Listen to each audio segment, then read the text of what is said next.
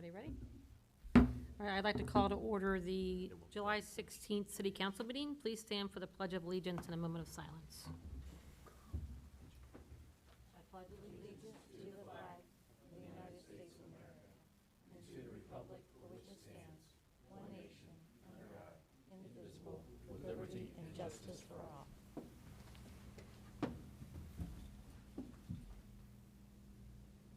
Thank you.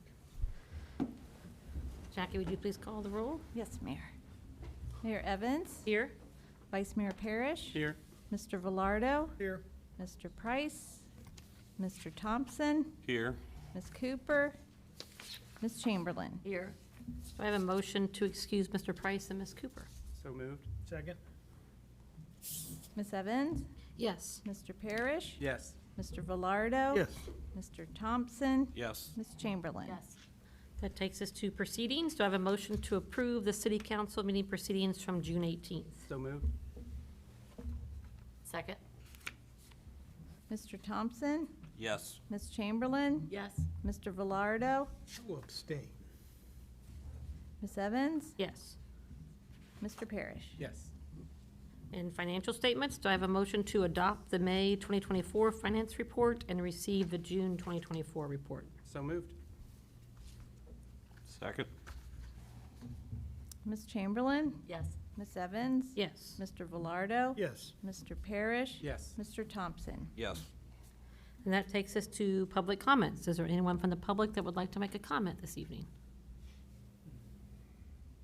All right, seeing none, that takes us to standing committee reports. Mr. Parrish. Thank you, Mayor. We had our last Administrative Services Committee meeting yesterday, and I called the meeting to order at 5 p.m. Present were myself and Mr. Thompson, as well as City Manager Michael Doss, Finance Director Pat Worthland, Executive Assistant Jackie Bain.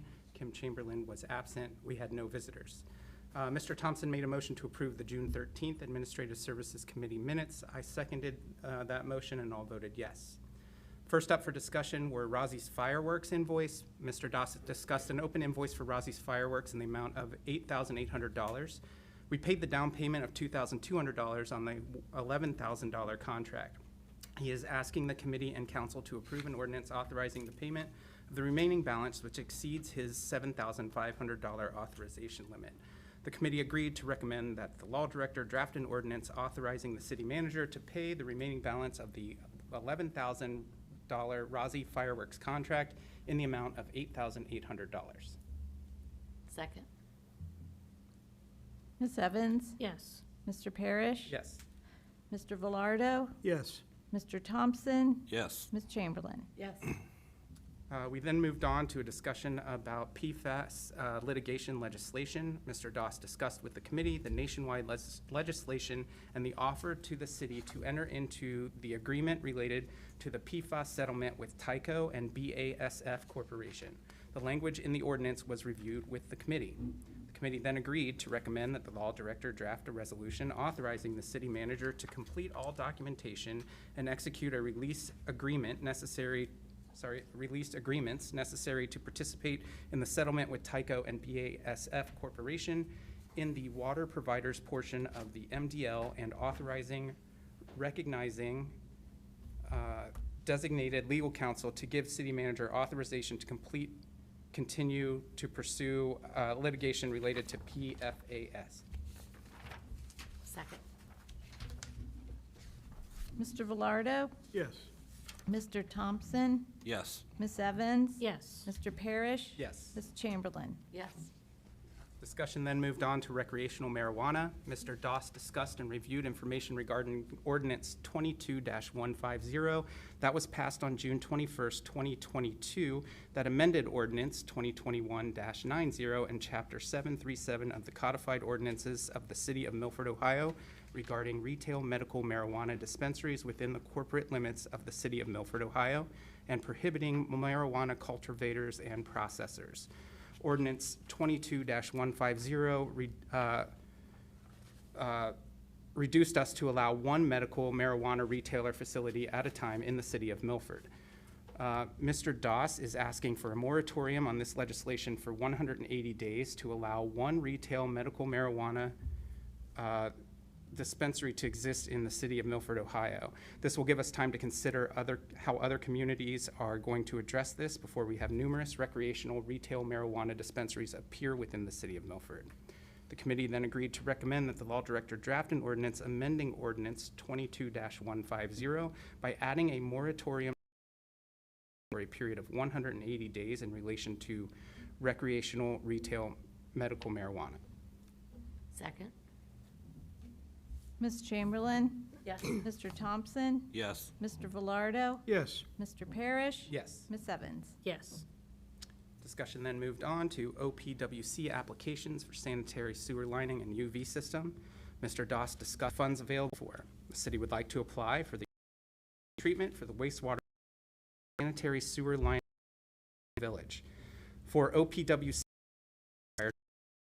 the more percentage of a match that the more points we would get. The UV treatment for the wastewater plant is $560,000. The sanitary sewer lining for Clatoma Village is $450,000.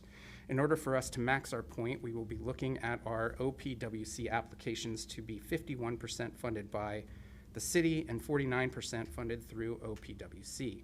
UV treatment for the wastewater plant funded by the city would be $285,600 and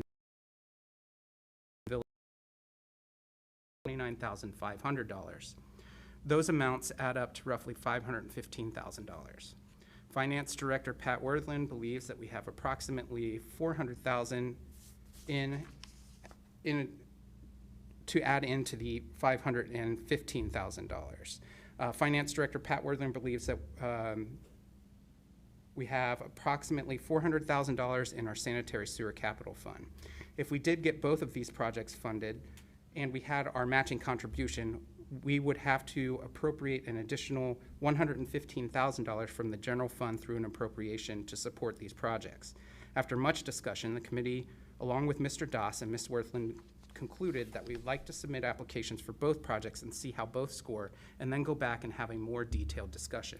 The committee agreed to recommend that the law director draft an ordinance authorizing the city manager to apply to Ohio Public Works Commission for the UV disinfection wastewater treatment plant project, as well as the sewer lining at Powhatan Subdivision Sanitary Sewer. Second. Ms. Evans? Yes. Mr. Velardo? Yes. Ms. Chamberlain? Yes. Mr. Thompson? Yes. Mr. Parrish? Yes.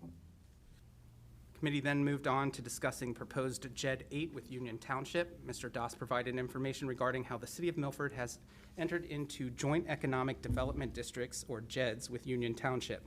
We currently have 7 JEDs that date back to the early 2000s. Current JED information was discussed, including annexation information. Agreement stating that the city would agree not to annex any properties within Union Township for a specified period of years, including that either party could not unilaterally terminate the agreement. We have a proposed JED from Union Township, JED 8. This is for the Children's Hospital that they are building off of Ivy Point, where there are also some properties and land that surround the area that they could potentially develop.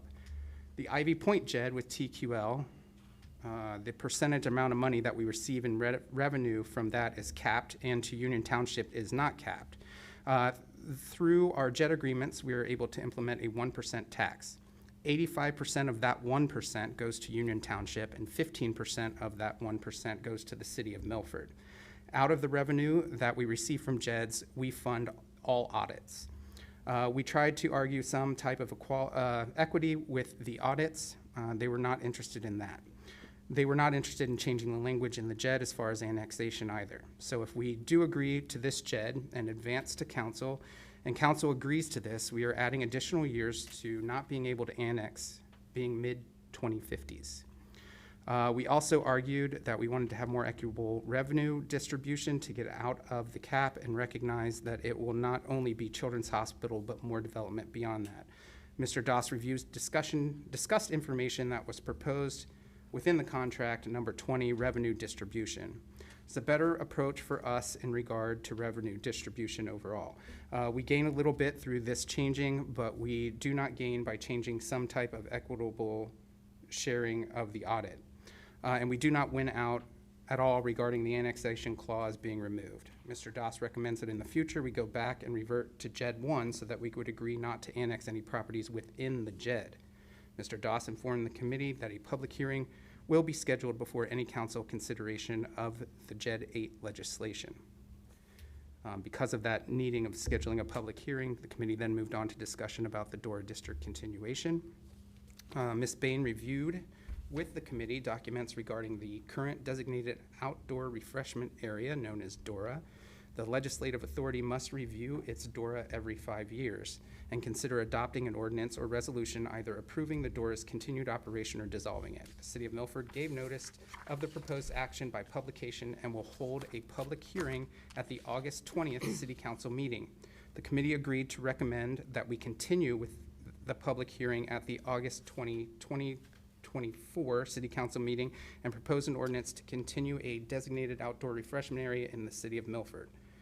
At that point, there was no further business. The meeting was adjourned at 5:43 p.m. with a motion from Mr. Thompson, seconded by myself. All voted yes. All right, thank you very much. That takes us to Mr. Doss and the city manager report. Thank you, Mayor. Some updates this evening. Claremont County Engineer Paving Program, we're still anticipating that the Claremont County Engineers, the contractor that got the projects for Claremont County and all the subsequent jurisdictions, will be here in August to start paving those roads that we had listed previously in our capital plan. Jim Trail Park, the canoe and kayak launch, there have been delays based off of the water levels in the Little Miami River, which has pushed this project schedule into August. That's what we're estimating now for completion of that. They've ran into a litany of problems out there. Hopefully they're moving forward with that. Our engineer meets with them on a regular basis and has discussions. Public utility rate study, we're continuing to have discussions with the Rural Community Assistance Program, or RCAP, which is part of the Great Lakes Community Action Partnership, which we're a part of, to conduct a rate analysis of our public utilities and other services the city provides. We do anticipate that RCAP will provide a proposal for utility analysis services for us in August. We will then be working with the Finance Department, the Utility Department on our rates, and then they will come back to the city with a recommendation of rates, hopefully sometime this fall for you all to make a decision and moving forward with that. Five Points Landing Park, just want to let everyone know that we will be having an evening farmers market. It's going to begin next Tuesday, July 23rd, and that will continue every second and fourth Tuesday, so opposite Tuesdays of our council meetings. And we'll end September the 24th. There'll be a total of 5, if you want to do the math on that one. 5 evening markets on those dates. That time will be from 5:30 to 7:30. We are looking at providing some food trucks, or a food truck, and possibly some live entertainment. So a little bit of a different mix than what folks are used to on Saturday mornings. There's no standing committee meetings at this time, but we're still on our summer schedule. So likely anticipate we'll have 1 or 2 committee meetings between now and the next council meeting. Reminders, August 13th is a BZA meeting at 6 o'clock. August 14th, Tree Commission at 2.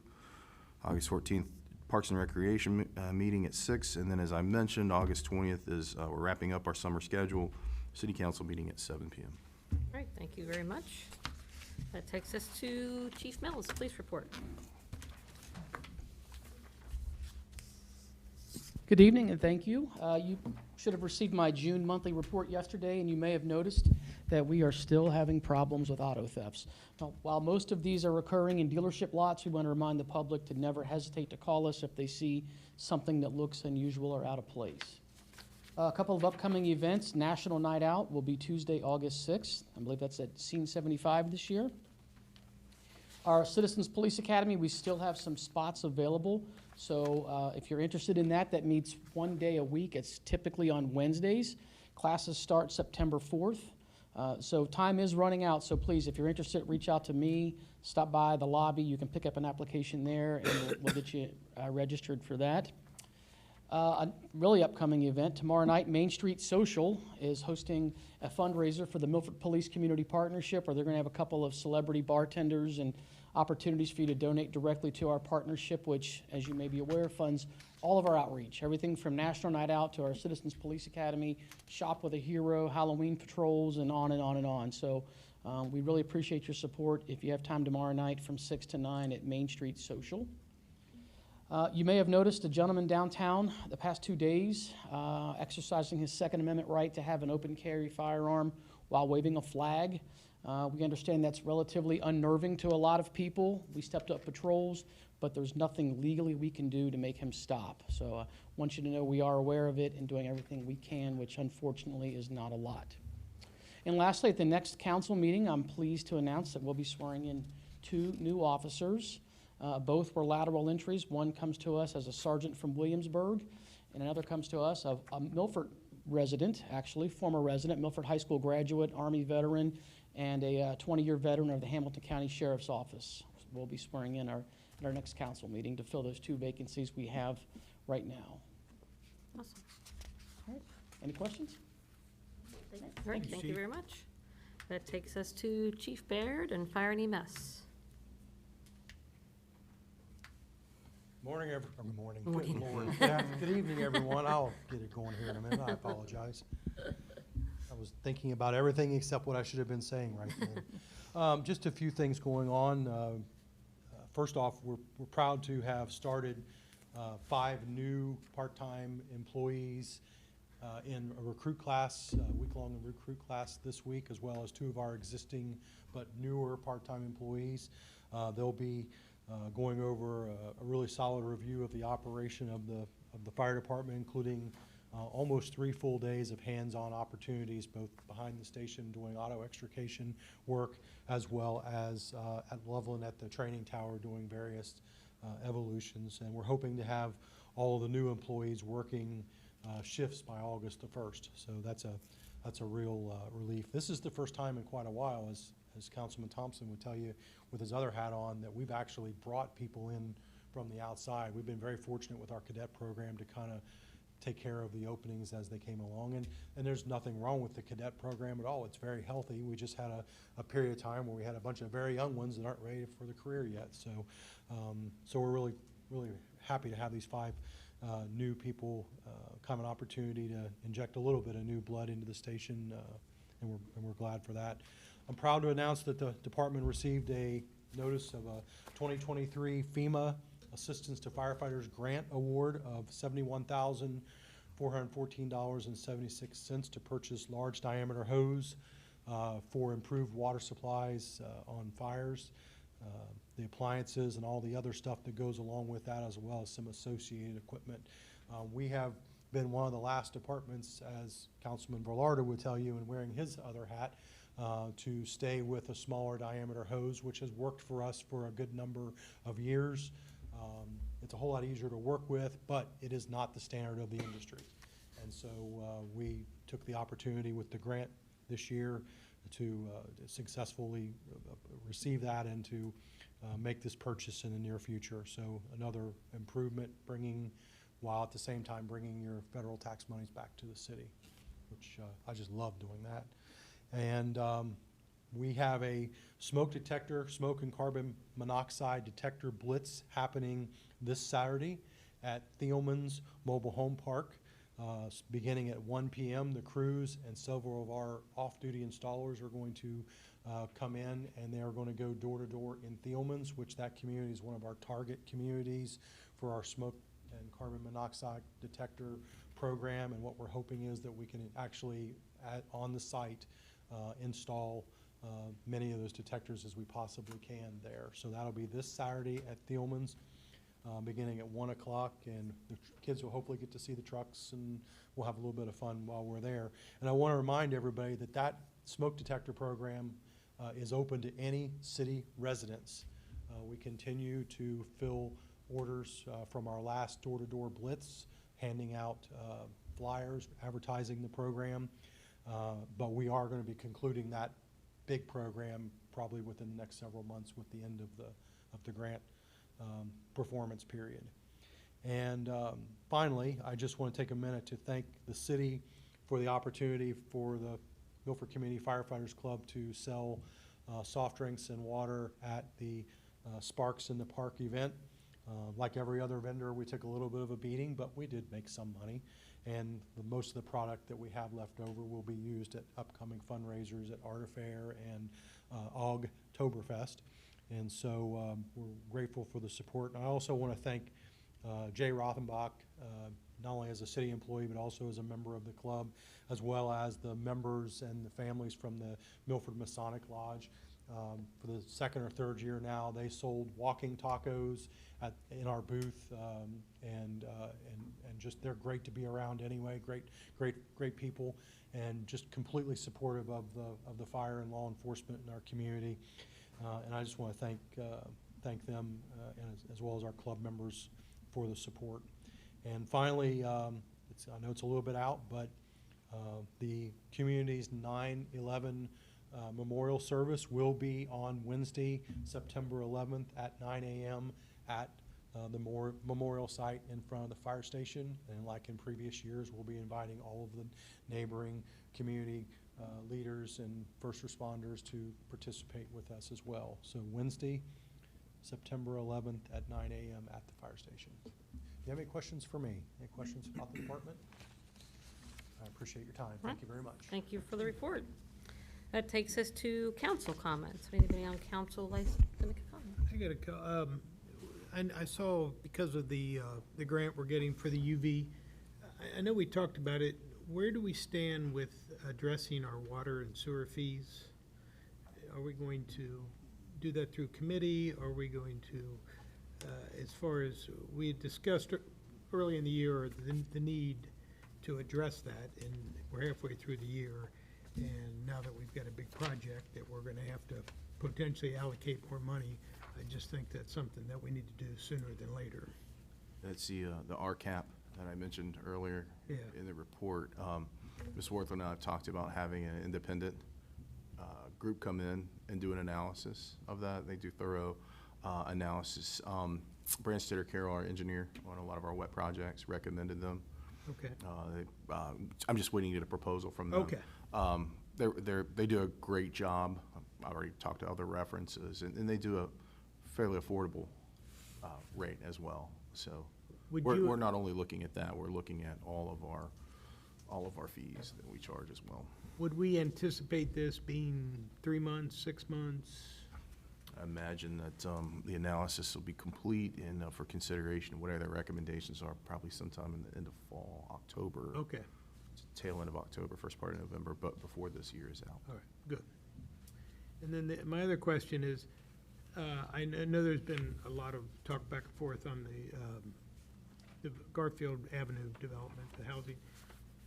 Is that close to being, I mean, do we have any permits or have there been any COs issued yet for those houses?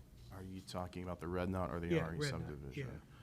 To my knowledge, there have not been any COs issued. Okay. But I think they're finishing up one of the houses, so pretty close to issuing that. If you're relating to the email that you all received earlier. Well, yeah, No, I was gonna get there. Yeah, I talked to Christine Seltzer, Mr. Pacheco and I have talked as well. We actually sent out citation letters to both of the general contractors on that project. Okay. Along with pictures. And what we anticipate is that, and you know, with code enforcement, we're gonna keep that as an ongoing citation. That'll just rack up violations, charges, if you will, on that. And we have also put a caveat in that we have the ability to issue a stop work order. So I believe, as I said here today, we've got their attention. But there's no COs on any of those houses yet, right? And, The ones up on Ari, yeah, by the old school, yeah, I think they've issued one. okay. I believe that there is. Because I know they were here at council a couple months ago. Yeah, all the Yeah. utility issues are in compliance. They tested out Oh, for okay. water and sewer. Duke has been up there, because Duke was waiting Mm. for us to give the green light on our utilities of those passing inspections, so we could take over those utilities, and that has happened. I So know Duke someone has moving been in there, and I think that she said their neighbor had already moved in, and she's Okay. supposed to move in the next week or two. Yeah, I think that's the CO that we've issued, is the neighbor that's there now. But Yeah, those poor people have been through a lot. They've been waiting And I forever. believe, just to build on it, they were actually in the office late last week, the contractors for that project. Look at Brian with a smile. Tim Baird and Paul Schremer. And they informed me that they are working on an asbestos plan to submit to the state so they can start some demo work on the school building. So as I sit here, I'm cautiously optimistic that things Fair are enough. progressing. All right. Anything else? I just wanted to let my colleagues know I'll be out of town for the August 20th meeting. I want to give a shout out to Mr. Doss and staff for the Sparks in the Park. Even though it rained, I think it ended up being a wonderful night, and I think adding the second location was, I was up there on top, and it was packed with people. And it was fun to see everybody playing in the fountain and watching the fireworks, so thanks to staff for all their hard work on that. I'll let them know. All right, that takes us to Mr. Pacheco and ordinances and resolutions. Thank you, Mayor. Ordinance number 24-300, an ordinance authorizing the city manager to pay Rozzy Fireworks $8,800 as the final payment of $11,000 for Sparks in the Park events. Now therefore be it ordained by the Council of the Municipality of Milford, Ohio, Section 1. City Council hereby authorizes the city manager to make the final payment of $8,800 to Rozzy Fireworks totaling $11,000, the city having previously paid Rozzy $2,200 for the Sparks in the Park event per the attached quote. The attached quote is fully incorporated by reference under and in accordance with Section 12.03 of the Milford City Charter, Section 2. Under and in accordance with Sections 12.05 and 12.07 of the Milford City Charter, this ordinance shall become effective immediately upon its passage by City Council. Motion to suspend the rules and read by title only. Second. Ms. Evans? Yes. Mr. Parrish? Yes. Mr. Velardo? Yes. Mr. Thompson? Yes. Ms. Chamberlain? Yes. Ordinance number 24-300, an ordinance authorizing the city manager to pay Rozzy Fireworks $8,800 as final payment of $11,000 for Sparks in the Park event. Motion to adopt. Second. Ms. Chamberlain? Yes. Ms. Evans? Yes. Mr. Thompson? Yes. Mr. Parrish? Yes. Mr. Velardo? Yes. This is one I didn't write. It's long. Resolution number 2024-652, a resolution authorizing the city of Milford to participate in Eco Fire Products defendants and BASF Corporation in the public water systems portion of the multi-district litigation matter in Foams Product Liability Litigation, MDL 2, case number 2:18-MN-2873-RMG relating to PFAS contamination of drinking water, authorizing Michael Doss to complete all documentation and execute all releases and agreements necessary to participate in the settlement with Tyco and BASF Corporation in the water providers portion of the MDL, and authorizing outside counsel to continue to pursue litigation related to PFAS and providing an effective. On December 7, 2018, litigation involving the contamination of water and soil by per and polyfluoroalkyl substances manufactured by various entities was consolidated in the United States District Court of South Carolina as In Re Aqueous Film Forming Foams Product Liability Litigation, MDL, case number 2:18-MN-2873-RMG before the Honorable Richard M. Gergel, and whereas settlements have been filed on behalf of manufacturers Tyco, defendants, and BASF Corporation to compensate public water systems, including the city of Milford, for the contamination and remediation of PFAS. And now therefore be it resolved by the city of Milford that this council, Section 1, approves and incorporates the foregoing recital as fully set forth herein. Section 2, authorizes the city to participate in the proposed class action settlements with Tyco defendants and BASF Corporation in the public water systems portion of the multi-district litigation matter In Re Aqueous Film Forming Foams Product Liability Litigation, MDL 2:18-MN-2873-RMG relating to PFAS contamination of drinking water hereinafter the MDL.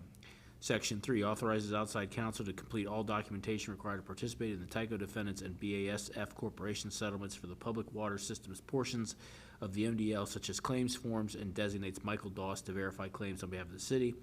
Section 4 authorizes Michael Doss to A, verify and approve documentation required to participate in the Tyco defendants and BASF Corporation settlements for the public water systems portions of the MDL, such as claims forms, that is completed as authorized in Section 3, and B, execute all releases and agreements necessary to finalize settlements of the public water systems portions of the MDL with Tyco defendants and BASF Corporation on behalf of the city. Section 5 authorizes outside counsel to A, continue litigating the city's claims against the defendants remaining in the public water systems portion of the MDL, and B, continue pursuing litigation against any and all defendants, including Tyco defendants and BASF Corporation, that may be liable for damages to the city that extend beyond the city's drinking water supply. Section 6, under Section 12.07 of the Charter, this resolution shall become effective immediately upon its passage by City Council. Motion to adopt. Second. Ms. Evans? Yes. Mr. Parrish? Yes. Mr. Velardo? Yes. Mr. Thompson? Yes. Ms. Chamberlain? Yes. Ordinance number 24-301, an ordinance imposing a 100-day moratorium on adult use cannabis dispensaries and prohibiting marijuana cultivators and processors within the city of Milford. Now therefore be it ordained by the Council of Municipality of Milford, Ohio. Whereas, let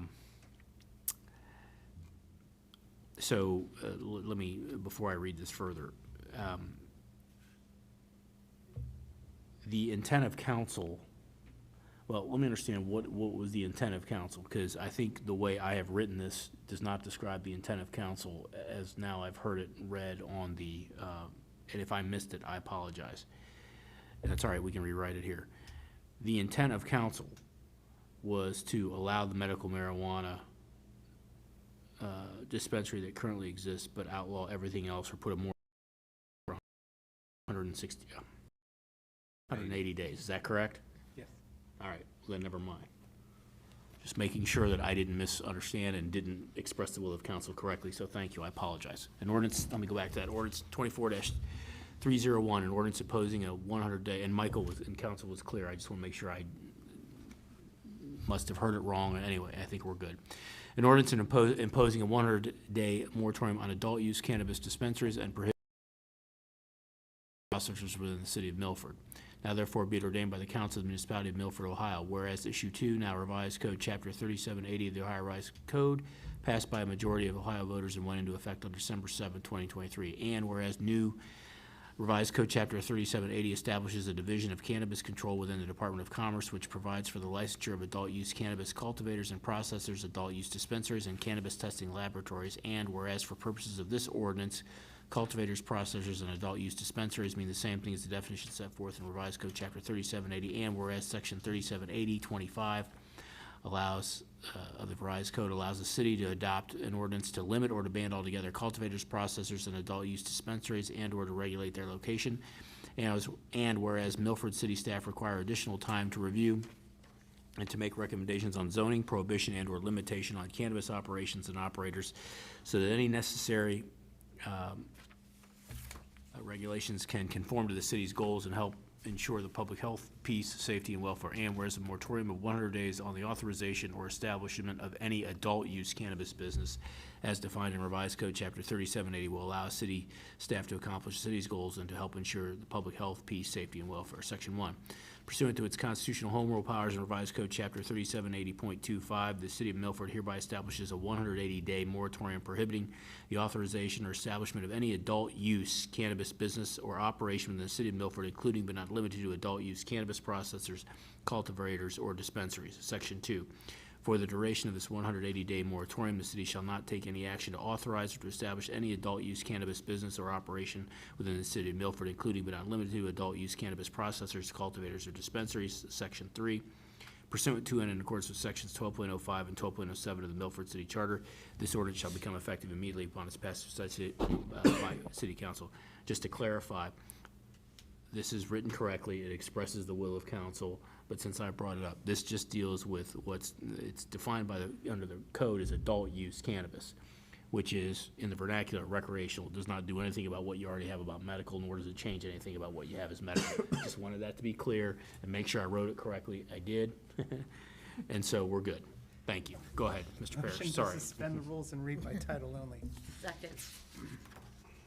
Ms. Evans? Yes. Mr. Parrish? Yes. Mr. Velardo? Yes. Mr. Thompson? Yes. Ms. Chamberlain? Yes. Ordinance number 24-301, an ordinance imposing a 100-day moratorium on adult use cannabis dispensaries and prohibiting marijuana cultivators and processors within the city of Milford. Motion to adopt. Second. Ms. Chamberlain? Yes. Mr. Velardo? Yes. Mr. Thompson? Yes. Ms. Evans? Yes. Mr. Parrish? Yes. Ordinance number 24-302, an ordinance authorizing application to and an agreement with the Ohio Public Works Commission for the sanitary sewer lining for the Powhatan subdivision and UV disinfectant system for the wastewater treatment plant. Now therefore be it ordained by the Council of the Municipality of Milford, Ohio, Section 1. The Council of the City of Milford, Hillsborough authorizes the city manager to apply for and to enter into an agreement with the Ohio Public Works Commission for the sanitary sewer lining for the Powhatan subdivision, and UV disinfectant system for the wastewater treatment plant. The city manager is further authorized to enter into and sign any documents, any and all documents, as may be necessary and appropriate for attaining this financial assistance. Section 2, pursuant to and in accordance with sections 12.05 and 12.07 of the Milford City Charter, this ordinance shall become effective immediately upon its passage by city council. Motion to suspend the rules and read by title only. Second. Ms. Evans? Yes. Mr. Parrish? Yes. Mr. Thompson? Yes. Mr. Velardo? Yes. Ms. Chamberlain? Yes. Ordinance number 24-302, an ordinance authorizing application to and an agreement with the Ohio Public Works Commission for the sanitary sewer lining for the Powhatan subdivision and UV disinfectant system for the wastewater treatment plant. Motion to adopt. Second. Ms. Evans? Yes. Mr. Velardo? Yes. Ms. Chamberlain? Yes. Mr. Parrish? Yes. Mr. Thompson? Yes. Mayor, thank you. All right, thank you. I don't think we have any old business, so do I have a motion to adjourn? So moved? Second. Ms. Evans? Yes. Mr. Parrish? Yes. Mr. Velardo? Yes. Mr. Thompson? Yes. Ms. Chamberlain? Yes. All right, thank you, everyone. Sorry.